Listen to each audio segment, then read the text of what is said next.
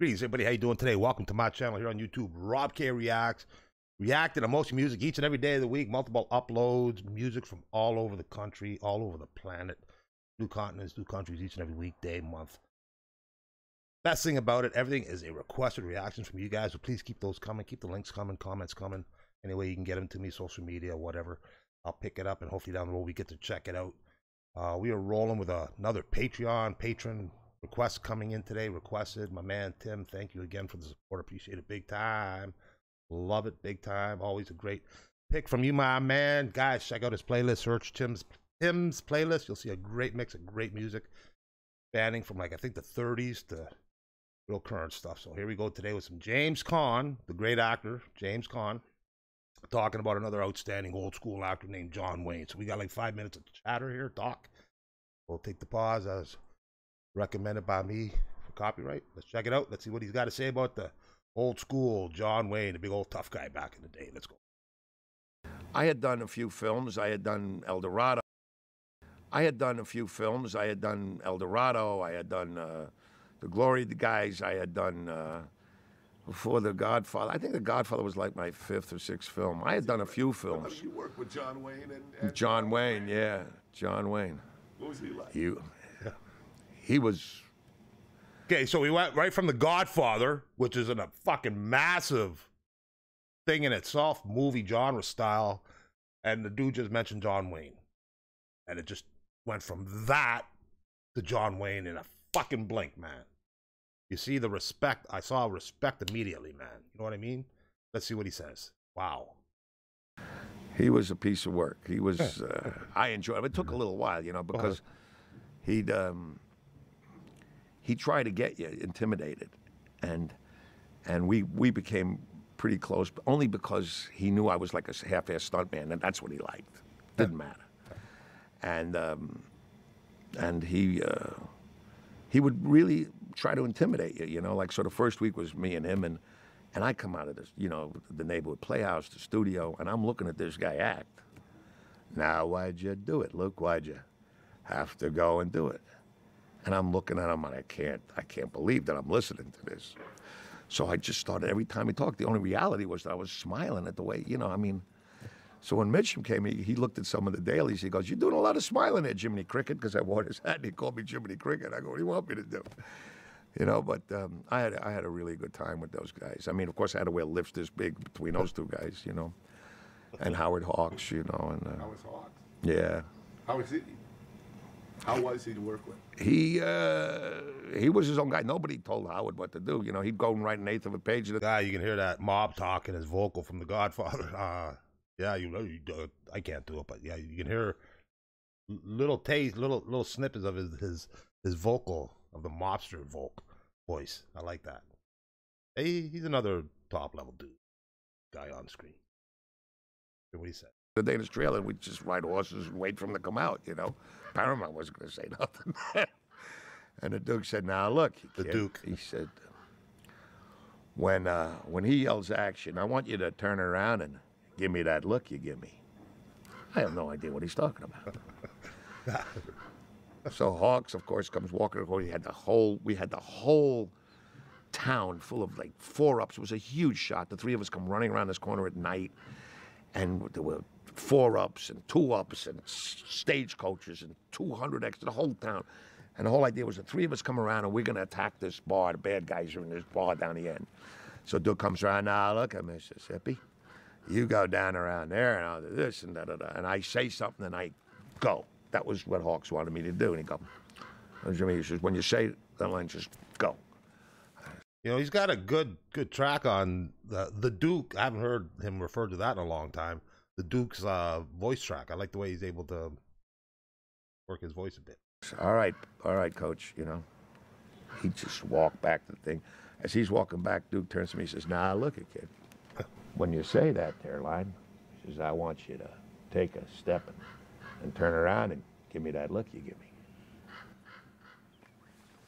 All right? Action. Oh, everybody's going. The stage goes. He ain't getting the look. I take a step. I stop. I turn around. Cut. Oh, all right. Okay. But he said, I'm sorry. He's like, you schmuck. He's got, you went so far forward that you went away from the mic. I'm sorry. But all right, tell me. You're behind the thing. Everything's set up. Yeah, no, so, but the point is that Wayne told me every time, he says, take a step, turn around. So I do it, and then Hawks would yell, cut, and come walking a thing. They'd reset everything, which took a half hour. And he'd go, look, kid, he says, when you say the line, just go. All right, coach, sorry. All right, now he walks, he goes, as he's walking back to the camera, he goes, nah, look, kid. He says, don't take a whole step. Just take a half a step and then turn around and give me that look you give me. I still have no idea what the friggin' look is. I think it was smiling. I mean, I'm just laughing at him. That's coming up. Action, everything starts up again. I take a half a step, turn Holy around. shit, man. Cut! He comes up and just yelling. He says, what's the matter with you? Can't you just say the line and go? Coach, I'm really sorry. I don't know what happened. I had a brain fart, something, So he's not saying the line. He starts walking back and he goes, now. Yeah, so I guess he's going the step, he's going forward, but he's not saying his line. Now look, kid, and I turned around and Mitchum ran. I was going to hit him. And from that day, we were like, oh, hold on. You know, what was that? What was that? Knew what he was. What's the matter with you? Can't you just say the line and go? Coach, I'm really sorry. I don't know what happened. I had a brain fart, something, He starts walking back and he goes, now look, kid, and I turned around and Mitchum ran. I was going to hit him. He's going to hit from that day, we were like, he knew what he was doing, he just was having a good time at my expense. But it turned out I'd be off camera, right? I'd be off camera after a while. And am I waiting? Yes, you're waiting. Okay. But now. I'll take that pause with the plane flying over. But yeah, man, kind of actually quite good, man. I could definitely, depending on the copyright, man, I could go into more stuff like this, man. It doesn't always got to be music, man. I enjoy this. A little tentative at first. But yeah, I'm enjoying it. Big time. I talk about stories of my life, my strip club career, like he's doing there. People enjoy it on my streams and shit. So I ended up feeling good about going with it. And it's been great. It's been great. Great laugh. It just, I love the way he's able to portray John, though, with his voice and giving us a sense of what John was like working with at that point, which is great for, probably a young guy at that time. But yeah, I could definitely branch out doing more stuff like this if there's availability of it and if you guys are in. I could certainly, big time. I enjoy this. Storytelling time, baby. Smoke storytelling time. It ain't just my stories. Let's roll. Now, as a week went by, like I'd be off camera and Hawks would be next to me and Duke would be, sitting there and the camera there. And right in the middle of my scene, I'd go, right? And he'd laugh and, Duke, what's the matter there? He said, oh, nothing, Pappy. Sorry, just, And, it just became see who could screw up who. Like one day they had, you remember those wooden dressing rooms they had? I come to lunch and my dressing room's locked. I go, excuse me, guys, how come it's locked? I can't get in there. Well, here's the key. Garbage just came out. He just piled it with garbage. He was like a 12-year-old kid, Duke, But this is more about Rickles, who in some way is a 12-year-old kid himself. Don Rickles?